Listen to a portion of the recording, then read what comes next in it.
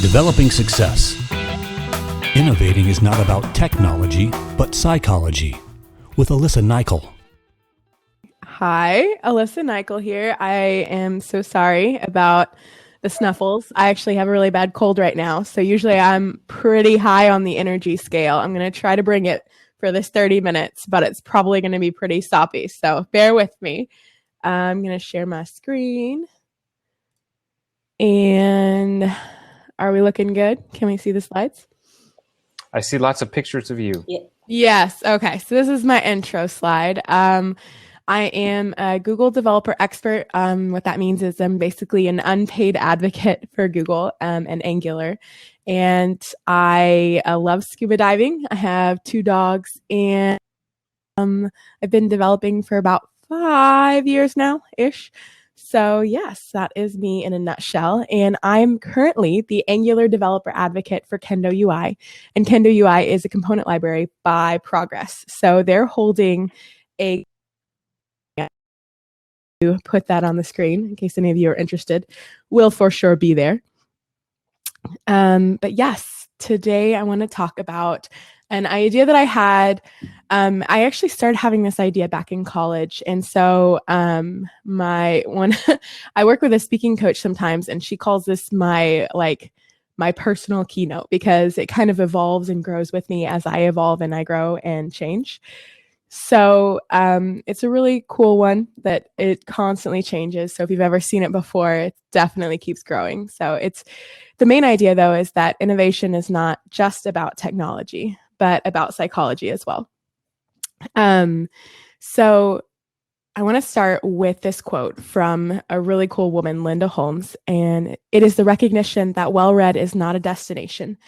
There's nowhere to get to, and if there was somewhere to get to, you'd need 1,000 years to even think about getting there.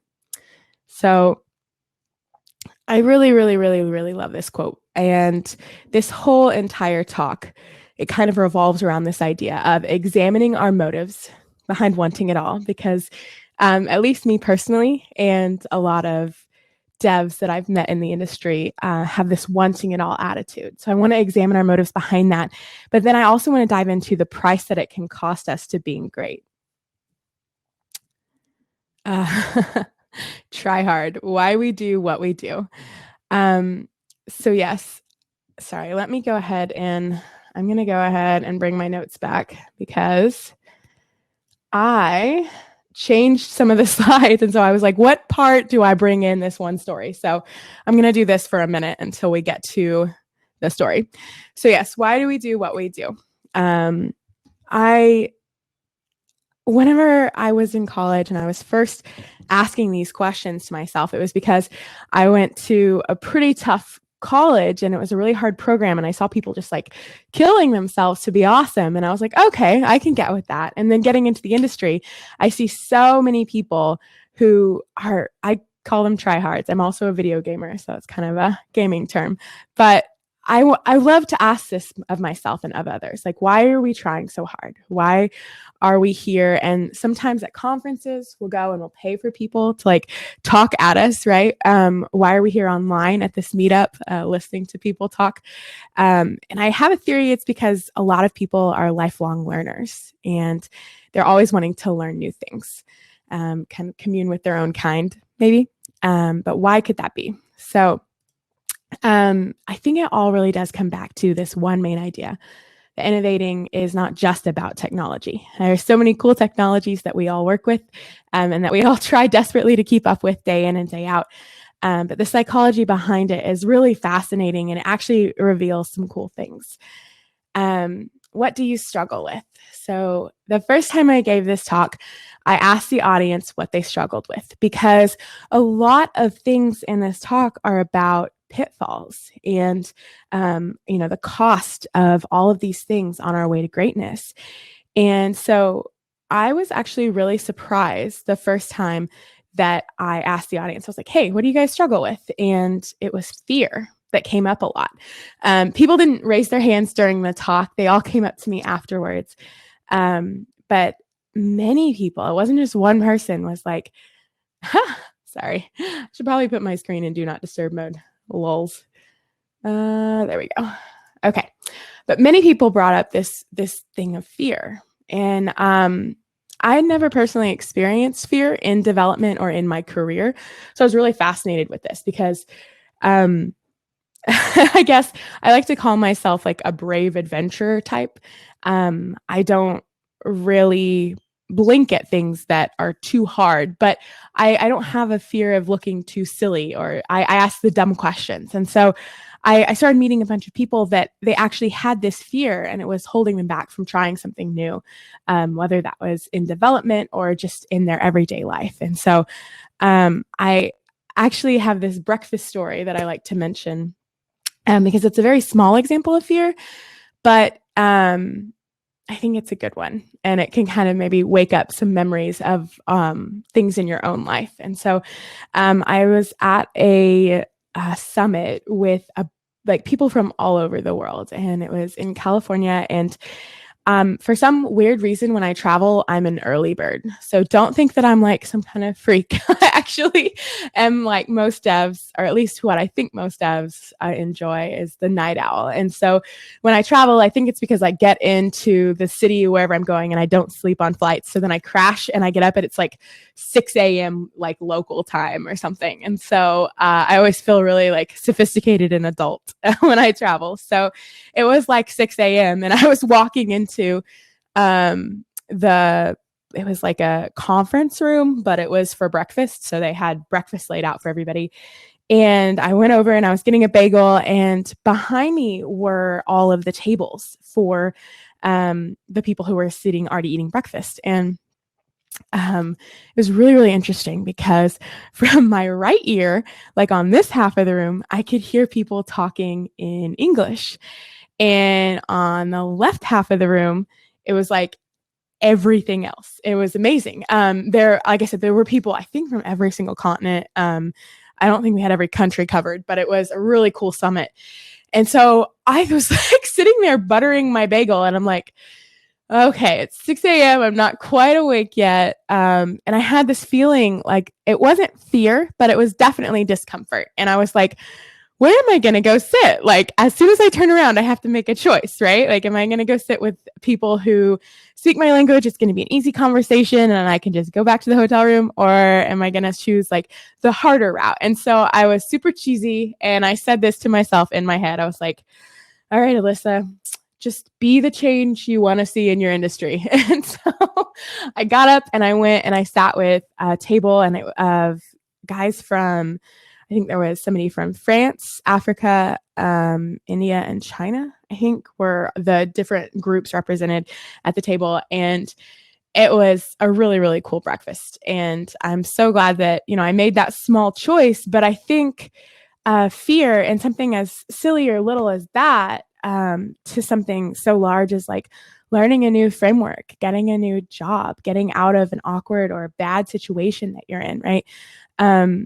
These kind of things, I think, can hold us back from being really great and really challenging ourselves.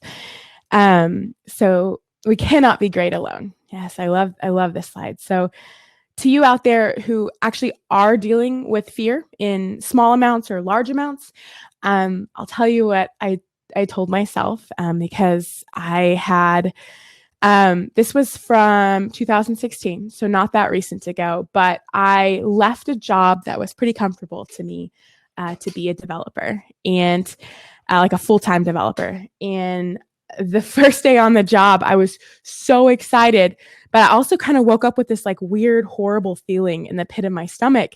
I was like, what is this? And it was like kind of nauseous and kind of made your whole body feel sick. And I was like, I think I'm afraid. I think I'm afraid of this development job. And I kind of examined that and thought about it. And I was actually quite terrified of looking stupid. What I have come to learn in the development industry is one of my biggest fears, for some weird reason now, but it's just looking stupid in front of my peers. And so that was a larger example of fear. And so if you're out there going through, whether a small or a large one, I'm going to tell you what I tell myself, that it's okay to be afraid, and it's okay to be going through these feelings, but you can't let it crush you. And then I go and I talk to the people in my life who can speak truth into me, like my husband, who's also a developer, coworkers, friends, who can kind of lift me up and speak strength into that moment of weakness, because we really can't be great alone. So yes, if you don't have these type of people in your life, I really suggest finding them. I know that meetups or conferences are a place that I've personally met a ton of really cool people who've actually ended up being lifelong friends now, who constantly will pull me up in those moments of doubt. But wherever you find them, even if they're not in tech, if it's just somebody at home who can speak strength and truth into you, I think it's really vital for being great in our industry, and in any industry. So yes, I like to talk about the side of fear, but I also want to address the side, if you're someone out there who I like to call a brave adventurer, who, because earlier I had never experienced it. I was like, what are you talking about? Everything's great. Just dive in and get learning. So if you're someone who's never experienced fear in this way, I think that's great. But I think it's also super vital to remember that there's like co-workers, co-developers, co-designers, people around you in your everyday life that might actually experience fear in the face of something new. And so if people are coming to you asking questions, I think something to keep in the back of your mind is that not everyone is a brave adventurer, and sometimes it can be really hard for someone to reach out for help. So like a too quick word or harsh answer can kind of shut someone down and send them away.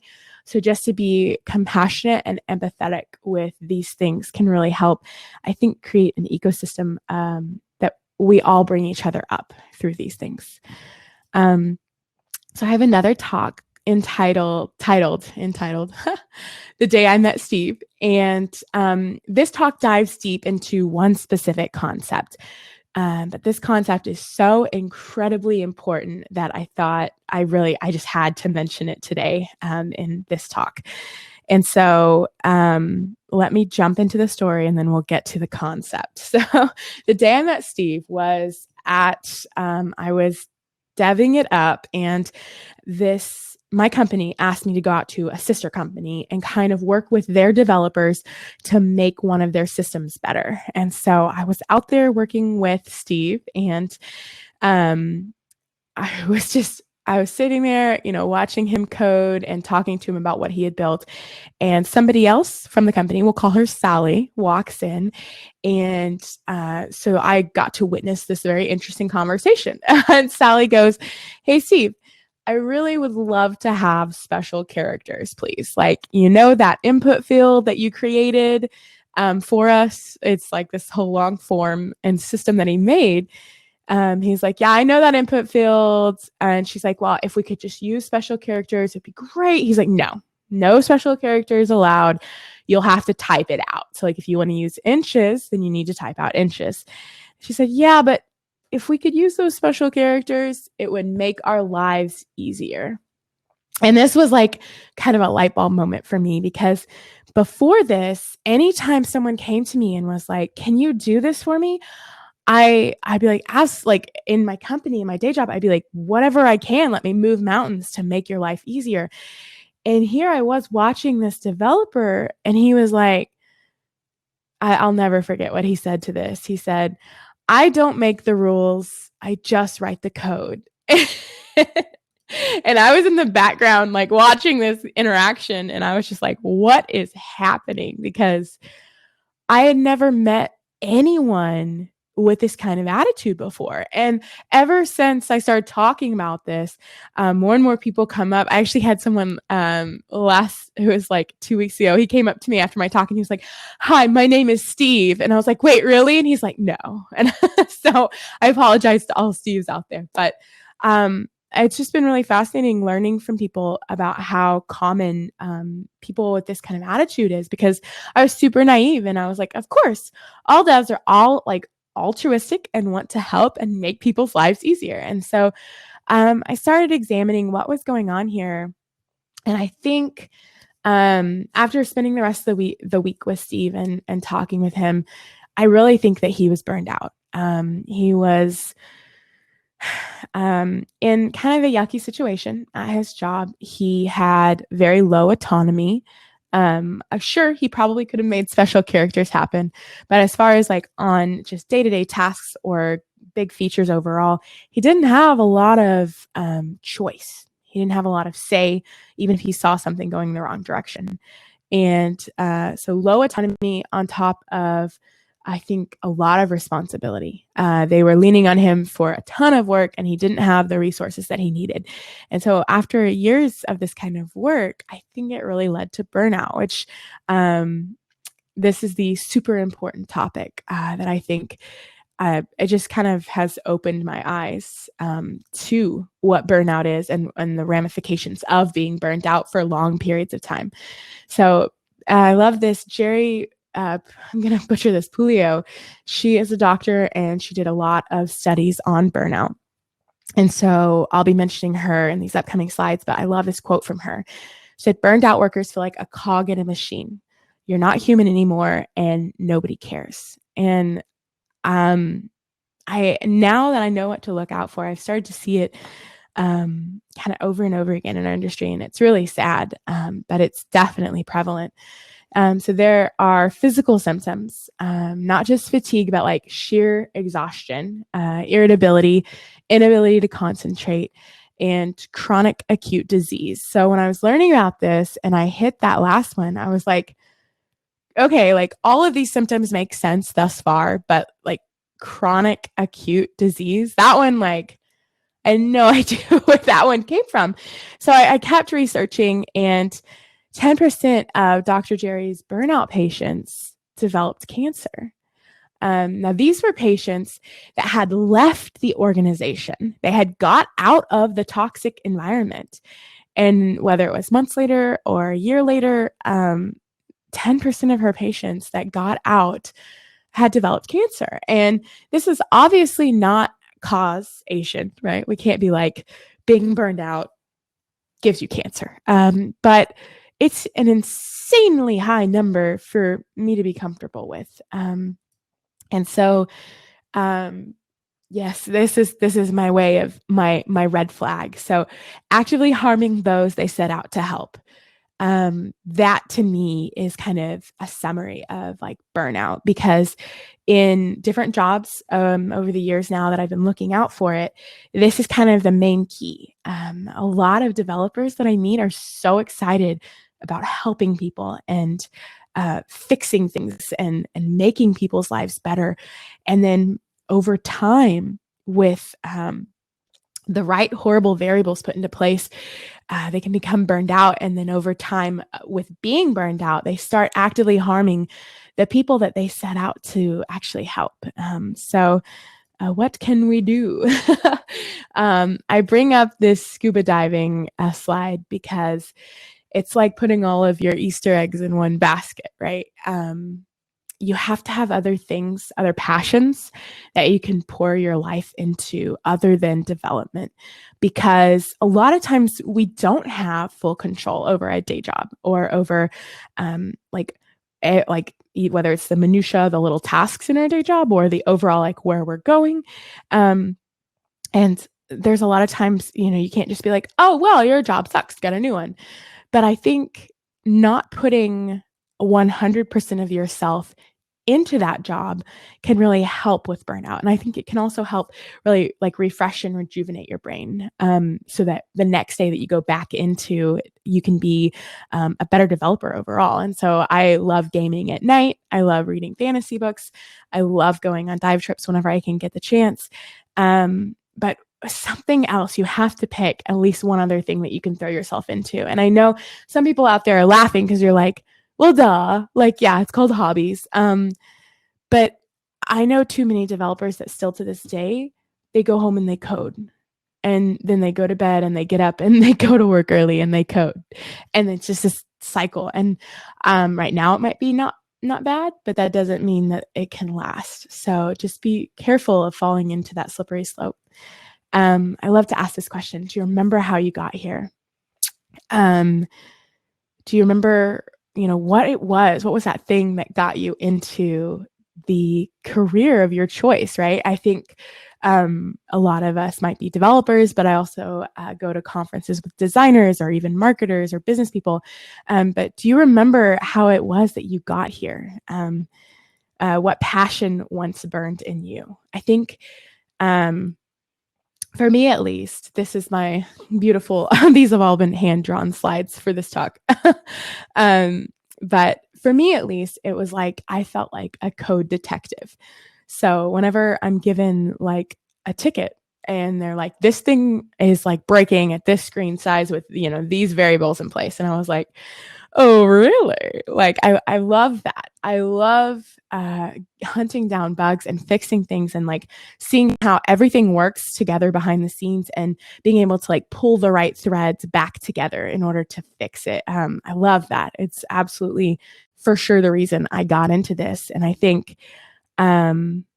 remembering like why you got into this industry and like going back to that can really be helpful. So what are your most meaningful reasons for being a developer? So I'm asking this question in different ways to try and like really ping it and bring it back home, like in your mind of like, what was the reason? Like, why did I get started? So I think that if you can find something that you connect to personally in this industry, it can really help avoid burnout altogether because, with the day in, day out things that you don't control that go wrong, if you can anchor yourself in, you know what, I'm here to be a detective to solve these bugs, or, you know what, I'm here to make these people's lives easier. And as long as I can always point, right back to that, sometimes that can also help really avoid burnout.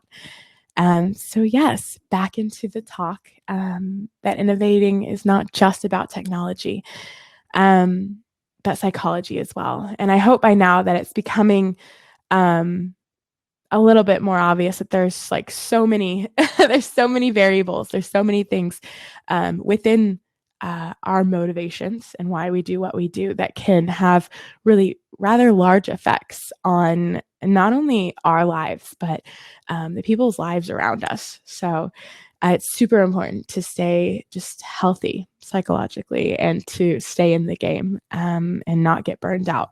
Because I think those burned out husks that are kind of walking around in our industry, it's horrible for them, but it's also horrible for the people that they're working like they're making things for. So yes, we already covered that. And I love this slide, so I'm going to mention it again, but surrounded by winners. So I use wieners and winners as synonyms. And I found this little kid and I was like, yes, that kid is such a winner. But a reminder to be surrounded by winners, because there is no way, again, back to doing it alone, that I'd be where I am right now without those in my life to speak truth into me and to be like, get yourself together, girl. So surrounded by winners. So I've been told more times than I care to count about how passionate I am. And it's true. I'm like right today, with the sickness, I'm not very passionate. I'm very actually more sluggish. But I've been told many times how passionate I am, and I'm excited to learn, and I'm brimming with questions. It's a really fun place to be, but I can't tell you how many devs I know are in, I'll go ahead and press play on this one. Some of these look silly without the animation, the sitting, waiting, and wishing club. And so if you or someone you love is in the sitting, waiting, and wishing club, have no fear. I have a 3-step plan to help you out. So the first one is to ask why more. Too many devs will just soak it up. They never stop to ask why, but I think why is the most important question that we can be asking.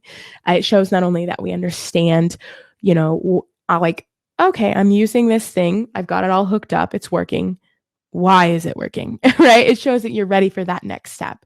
So I think asking why in your everyday life, for me at least, has really helped me get out of this sitting, waiting, and wishing. I think the second thing that's really helped is to teach. The most influential devs in my life, they can't help but teach. They just do it innately. Like, they're not even teachers. They just literally be like, hey, have you seen how this thing works in Safari? And I'll be like, no, show me.